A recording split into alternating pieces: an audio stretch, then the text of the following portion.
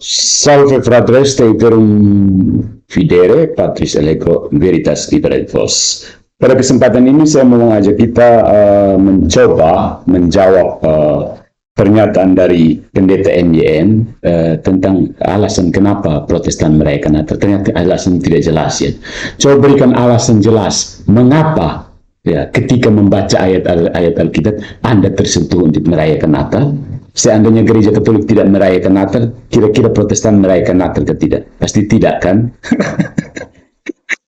Jadi tidak ada satupun ayat perintah dari Yesus, Paulus, ataupun Petrus atau siapa saja yang tertulis di Alkitab, rayakanlah hari raya Natal ya, supaya untuk menegaskan bahwa Yesus Kristus lahir di muka bumi. Jadi Protestan itu ya mari kita tanggapi. Saya mengajak kita untuk menanggapi tanggapan Pak Pendeta yang bertujuan untuk untuk menjawab pertanyaan mengapa Protestan merayakan hari Natal tanpa menjawab apa-apa, tapi seperti biasa lari kemana-mana dengan tidak lupa menyinggung sesuatu yang khas Protestan, patung. Oke, beberapa poin yang saya catat di sini, nanti kita elaborasi lebih lanjut kalau kita ketemu lagi di lain kesempatan. Ini quick answer terhadap tanggapan pendeta MYM yang kemana-mana. Padahal tujuannya menjawab apa alasan Protestan merayakan Natal. Ya, mari kita lihat tanggapan yang saya berikan di sini. Yang pertama, mengapa Protestan merayakan Natal meskipun tidak ada perintah sama sekali untuk merayakan Natal? Karena mereka senang dengan tradisi Katolik yang bernama perayaan Natal ini. Salah satu tradisi Katolik yang disukai oleh orang Protestan ini adalah perayaan Natal. Biasanya mereka tidak ngomong banyak, meskipun orang Katolik membuat nativity scene di mana ada banyak patung di situ. Biasanya Protestan kurang protes kepada patung-patung hari Natal. Mereka diam-diam menikmatinya. Mereka senang. Yeah.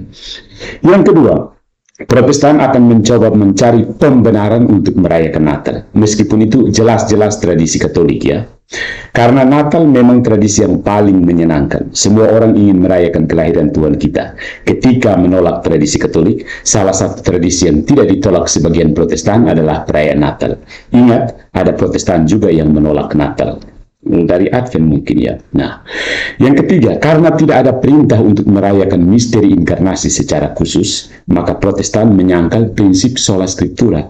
Ya, mereka ikut tradisi manusia, yaitu orang Katolik.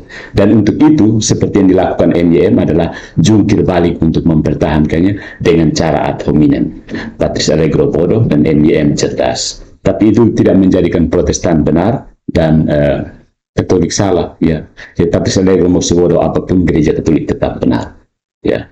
Yang keempat, MYM standar ganda. Kalau tidak ada ayat yang jelas dan tradisi dilakukan oleh Protestan, itu pasti Alkitabiah.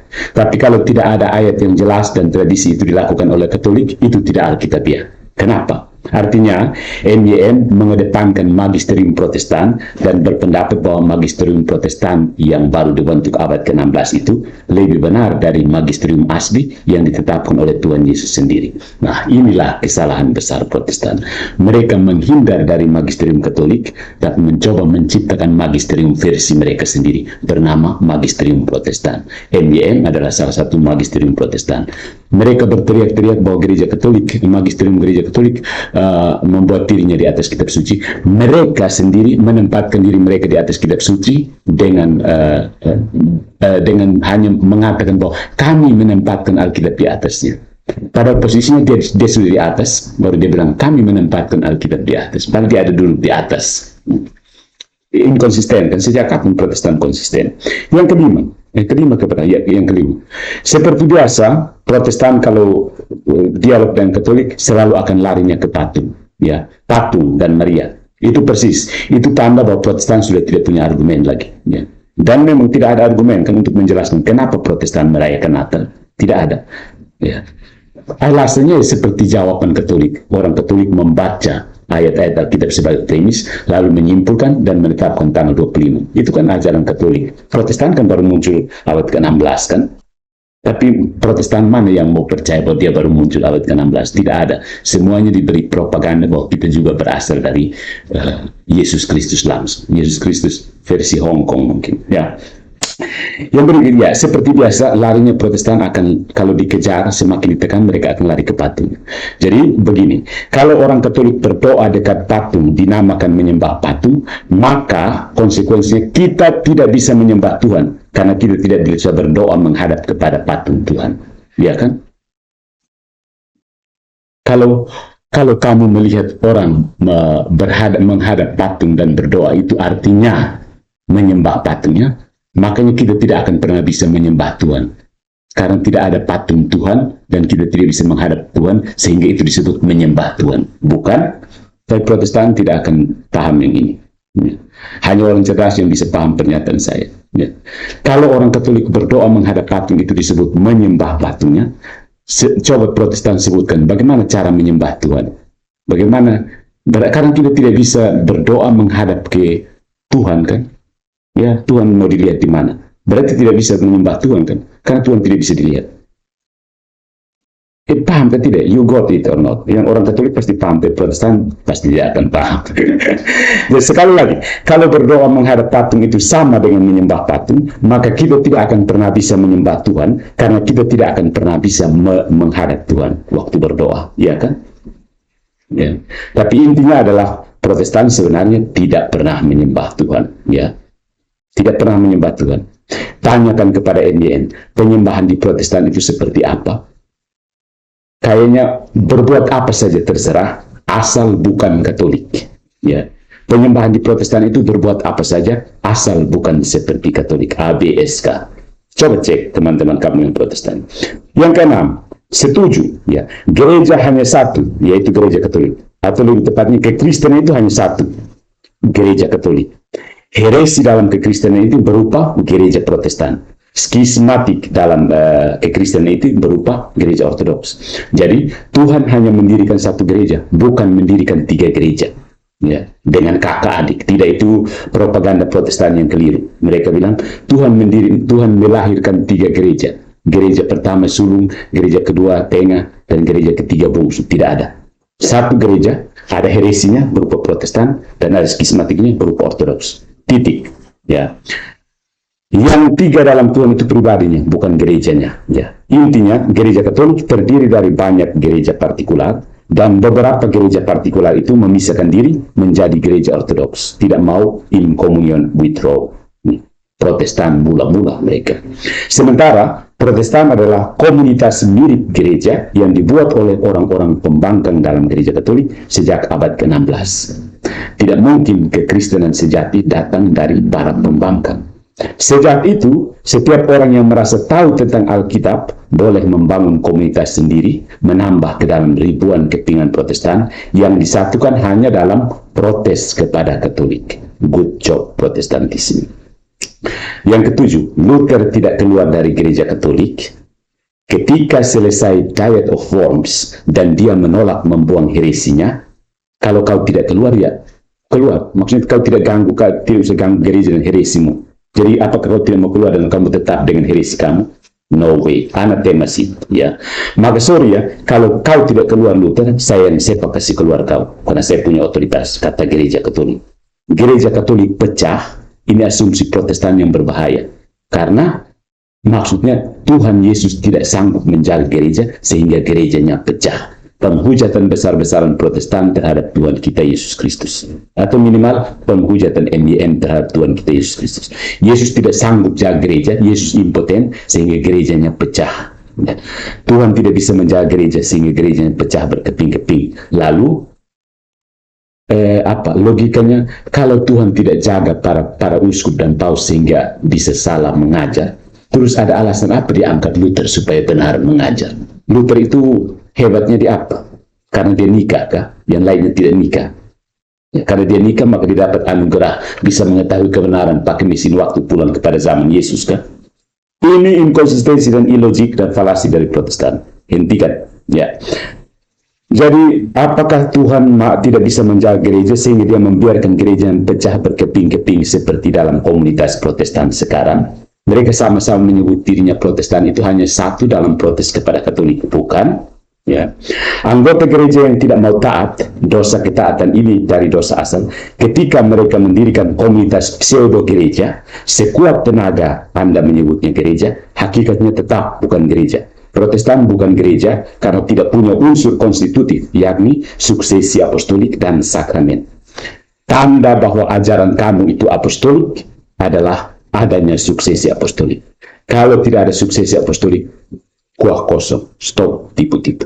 Ya, semua orang boleh mengklaim ajaran saya apostolik loh. Kemudian dia pakai otaknya pelintir Alkitab lalu ini apostolik dari Hong Kong begitu. Nah, itu jelas bukan kekristenan selama 1500 tahun. Ya, semua orang selama 1500 tahun itu percaya kepada adanya pengganti-pengganti para rasul, bukan pada seorang yang mengangkat diri sendiri, mengklaim diutus oleh Roh Kudus yang tadi dia ketemu di mana, lalu mencoba mengajak banyak orang untuk mengikuti tafsiran pribadinya terhadap kekristenan yang sudah ada selama 1500 tahun.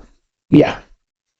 Jadi Protestan itu berusaha mereformasi Injil menjadi sekedar ajaran manusia, hasil dari membaca dan merenungkan buku gereja Katolik bernama Alkitab yang sudah mereka buang 7 buku. So sad. Untung saja 4 buku dari Perjanjian Baru itu disuruh dimasukkan kembali oleh Melanchthon, sahabat dari Martin Luther. Kalau tidak, Protestan pun Alkitab suci lebih kurang lagi. Tapi mereka mati-matian ketika kalau misalnya tiba-tiba, saya tanya kepada MIM, kalau tiba-tiba ada orang yang datang dan buang lagi 7 buku, sehingga dia mengatakan buku yang sejati itu 66, dengan segala rasionalisasinya, MIM akan mengambil tindakan seperti orang Katolik juga. Mati-matian bertahan, kalau tidak, yang benar itu 66. Tapi namanya Protestan ya, asal bukan Katolik loh. Kemudian yang ke-8 ya, orang Katolik tidak terganggu dengan orang Protestan. Orang Katolik itu terganggu dengan gagasan inovasi Kristen dari para pembangkang abad ke-16 bernama Protestantisme. Bidat ini adalah resume dari segala macam bidat dalam gereja Katolik, yaitu kekristenan yang sejati. Literari, segala macam bidat kuno itu bermunculan di Protestan yang bermacam-macam, aneka dan varian rasanya itu. Ya. Salah satu bidatnya misalnya bidat Calvinisme dalam gereja Kristen Reform itu. Orang Protestan punya hak sepenuhnya untuk menganut bidatnya gereja Katolik. Ya. Setiap orang punya keputusan bebas. Yang ke-9, analogi si sulung dan si bungsu tidak tepat. Analogi yang tepat adalah hubungan antara pemilik dan pencuri. Siapa pemilik dan siapa pencuri, terserah Anda. Dan yang 10, ajaran Protestantisme sudah dianatema oleh gereja Katolik. Sementara tidak ada satupun dokumen bersama kelompok-kelompok Protestan yang menganatema gereja Katolik. Trik Protestan adalah mengajak debat satu-satu, karena itulah cara terbaik untuk menggolkan opini pribadi. Protestan sebenarnya adalah opini-opini manusia. Mereka menggunakan trik retorika sofisme. Tidak mungkin ada konsili Protestan. Tunjukkan dengan jelas ajaran Protestantisme yang bukan merupakan kopian dari Katolik. Tidak ada. Ajaran Protestan yang sesungguhnya adalah protes-protes Katolik tanpa hasil. You have no reason of being selain negasi dari apa yang diafirmasi Katolik.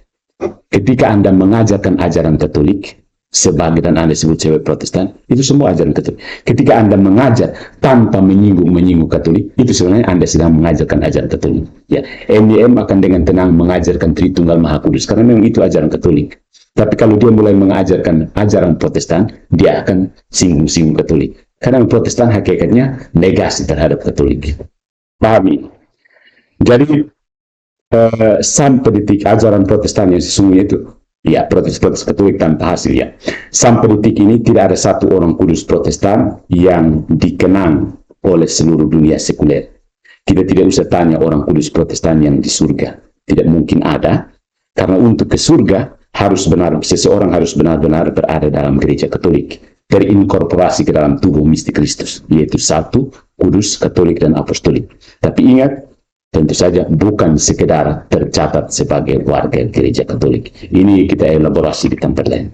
Dan yang ke-11, saya tidak akan berdebat dengan iblis dan ajaran-ajaran dari iblis. Orang yang mempertahankan ajarannya.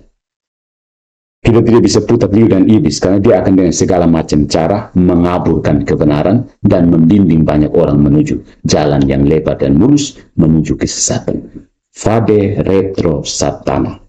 Kata-kata ini keras, barang siapa mempunyai telinga hendaknya ia mendengarkan. Tuhan memberkati kita semua. Dan ut omnes unum sint. Extra ecclesiam nulla salus.